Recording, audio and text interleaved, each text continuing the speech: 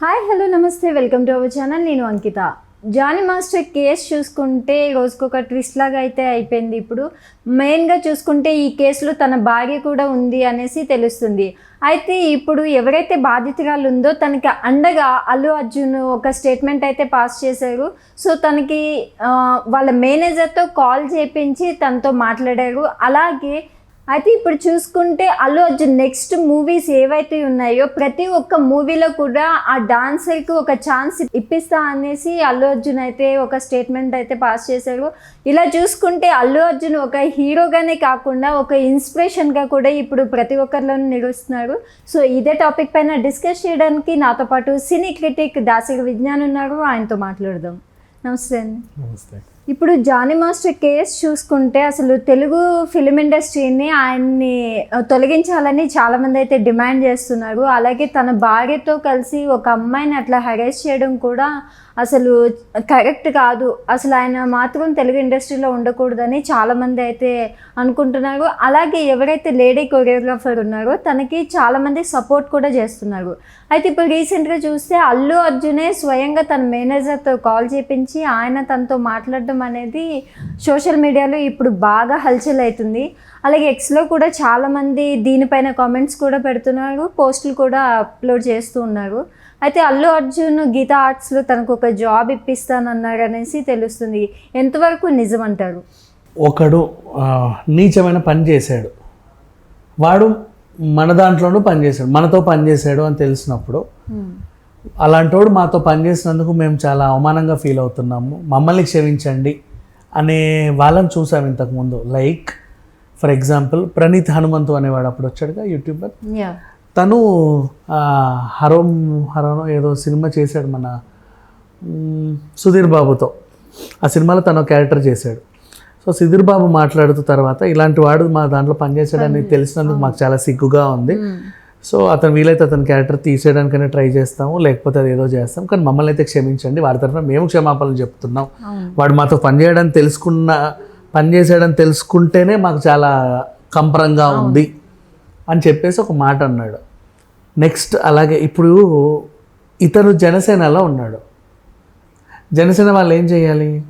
ఆ పాపని దగ్గరికి వెళ్ళి వాళ్ళ ఇంటికి వెళ్ళి జరిగింది ఏదో జరిగింది, వాడు మా దాంట్లో పనిచేస్తున్నందుకు మేము చాలా సిగ్గుపడుతున్నాము, తలదించుకుంటున్నాము, మా తరఫున మీకు మీ పాపకు న్యాయం చేస్తాము, ఆమె కార్డు ఇప్పిస్తాము, అవకాశాలు వచ్చేలా మేము చూసుకుంటాము, వాడిని కఠినంగా శిక్షిస్తాము, ఇలా చేస్తాము, ఇండస్ట్రీలో వాడు లేకుండా చేస్తాము, అండ్ మీ కుటుంబానికి మేము అండగా ఉంటాము, ఎప్పుడు కూడా డీవియేట్ అవ్వకండి, బాగుండండి అని చెప్పి 1,00,000 2,00,000 చేతిలో పెట్టి ప్రజెంట్ ఖర్చులకి ఉంచండి, ఇంకా తర్వాత మేము చేసుకుంటాం, ఏదో ఒకటి చూస్తామనో ఒక భరోసా ఇచ్చి రావాలి. అవునా? అంతేగాని తప్పించుకోవద్దు. అమ్మోనియమ్మ మనోడు దొరికాడంటారా అదేదో కేసులో, రేపు మనం ఎక్కడ దొరుకుతామో అని చెప్పేసి వాడికి మాకేం సంబంధం లేదు, మనం సస్పెండ్ చేస్తున్నాం అని చెప్పకూడదు. అండ్ అలా కూడా ఎవరు చెప్పకూడదు తెలుసా? ఒక ముఖ్యమంత్రి స్థాయిలో, డిప్యూటీ ముఖ్యమంత్రి స్థాయిలో ఉన్న మనిషి అస్సలు చెప్పకూడదు. అండ్ ఒక పార్టీకి అధ్యక్ష హోదాలో ఉన్నాడు అసలు చెప్పకూడదు. సినిమాకి పెద్ద దిక్కు అని పిలువబడికే ఒక అతని తమ్ముడు అస్సలు చెప్పకూడదు. సినిమా ఇండస్ట్రీలోనూ పెద్దోడు అని మాట్లాడుకునేటువంటి మనిషి అస్సలు మాట్లాడకూడదు. ఇతను జనసేన నుంచి సస్పెండ్ చేస్తున్నావు, పార్టీ కార్యకలాపాలకి వాడికి మాకు సంబంధం లేదు, అతను ఇంకెప్పుడు పార్టీ కార్యకలాపాల్లో పాల్గొనడానికి వీల్లేదు అని చెప్పి, అంటే ఇక్కడ నిజాలు తెలుసుకోకుండా ఒక స్టేట్మెంట్ పాస్ చేస్తాడంటారా? Not like that. ఒక మనిషి చెడ్డోడు అని తేలిన తర్వాత వాడు మన పార్టీలో ఉన్నప్పుడు మనం బాధ్యత వహించి ఆ బాధితురాలకి అండగా నిలబడాలి, వీడిని శిక్షించాలి. అంతేగాని వీడిని తొలగించడం వల్ల నీకు ఏం ఉండదు. తొలగించామని చెప్తావు, మళ్ళీ రాత్రులు ఫోన్ చేసుకుంటావు, సర్లే అయితే అయింది కానీ ఎవర్రా అమ్మాయి బాగుంటుందా అని అడుగుతావేమో రాత్రి ఫోన్ చేసి. ఎవడికి తెలుసు? నువ్వు బాధ్యత వ్యవహరించాల్సింది ఆ పిల్లకి అండగా నిలబడాలి. లీడర్ అయినంత మాత్రాన లీడర్షిప్ క్వాలిటీస్ రావు. లీడర్ అవ్వడం చాలా ఇంపార్టెంట్. 10 మంది జై అంటే లీడర్ అయిపోతావు అంతే. లీడర్షిప్ క్వాలిటీస్ అవి పుట్టుకతో రావాలి. అల్లు అర్జున్కి అవి వచ్చాయి కాబట్టి ఫస్ట్ ఏం ఆలోచించాడు? వీడు నాతో కూడా పనిచేశాడు, వీడు నాతో పనిచేయడం నేను చాలా కంపరంగా ఫీల్ అవుతున్నాను అని ముందు చెప్పలా. నా ఫ్యూచర్ సినిమాలకు కూడా వీడిని పని చేయించుకోను, అలానే మా గీతార్స్ బ్యానర్లోనూ వీడి చేత ఏ సాంగ్ చేయించుకోమని చెప్పాలా. ఫస్ట్ అమ్మాయికి అండగా నిలబడాలి, అది వీళ్ళ మెయిన్ టాస్క్. అమ్మాయికి అండగా నిలబడతాను అల్లు అర్జున్ ముందుకు వచ్చి నా నెక్స్ట్ సినిమాలో ఈ పిల్లకి నేను ఛాన్స్ ఇస్తాను, నా నెక్స్ట్ సినిమానే కాదు ఇక మీదట నేను తీయబోయే ప్రతి సినిమాలోనూ ఈ అమ్మాయికి నేను ఛాన్స్ ఇస్తాను, అయితే కొరియోగ్రాఫరో లేదా నటిగానో what ever.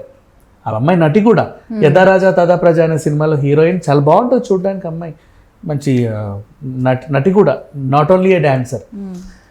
Next at the same time మా నాన్నకు కూడా ఒక ప్రొడక్షన్ హౌస్ ఉంది కాబట్టి మా గీతా ఆర్ట్స్ బ్యానర్ పైన గీతా ఆర్ట్స్ 2, GA3, GA4 వీళ్ళకి అవి ఉన్నాయి కదా, అవును. మా అన్ని బ్యానర్స్లోనూ ఆ అమ్మాయి చాలా హ్యాపీగా వచ్చి పని చేసుకోవచ్చు. ఆ పిల్లకి కార్డు ఇప్పించడానికి కూడా మేము అండగా ఉంటాం. తనకు అవకాశాలు మేము దగ్గరుండి ఇప్పిస్తాం. 4 సినిమాలు మా బ్యానర్లో చేసిందంటే ఇక తను కొరియోగ్రాఫర్గా ఇక వదిలేస్తే తనే బతికేస్తుంది. ఇప్పటికీ ఆల్రెడీ తనకు అవకాశాలు వస్తున్నాయి కాబట్టి పలానా వాళ్ళు అడ్డుకోవడం వల్ల అవకాశాలు రావట్లే, తర్వాత సంగతి. సో అలా అల్లు అర్జున్ ఇనిషియేట్ తీసుకొని ముందు అమ్మాయికి అండగా నిలబడ్డాడు. ఇప్పుడు నెక్స్ట్ అమ్మాయికి భరోసా ఇచ్చిన తర్వాత అమ్మాయి హ్యాపీగా ఉంది కదా, ఇప్పుడు వీడికి శిక్ష. నెక్స్ట్ ఎందుకురా ఇలా చేసావు, వీడితో నేను గతంలో పనిచేసేందుకు చాలా సిగ్గుగా ఫీల్ అవుతున్నాను, ఫ్యూచర్లో వీడితో పనిచేయను, నా రాబోయే సినిమాలో కూడా వీడి చేత ఒక పాట కొరియోగ్రాఫ్ చేయించాను, నేను అది క్యాన్సిల్ చేసి మళ్ళీ ఇంకో మాస్టర్తో మళ్ళీ చేసుకుంటా. ఇట్లా మాట్లాడేవాడు పర్ఫెక్ట్ హీరో, పర్ఫెక్ట్ లీడర్. ఇట్లాంటి వాళ్ళు జనాలు ఎంచుకోవాల్సిన అవసరంలా, అనుకోకుండా జనం మధ్యలోకి వచ్చినా జనం తండోపతండాలుగా తరలి వస్తారు. మొన్న నంద్యాలకు వెళ్ళినప్పుడు ఎగ్జాంపుల్, వీళ్ళు రాజకీయాల్లో తిరగాల్సిన అవసరం లేదు, అన్ఎక్స్పెక్టెడ్గా వచ్చినా చాలు వస్తారు జనాలు, అంతే.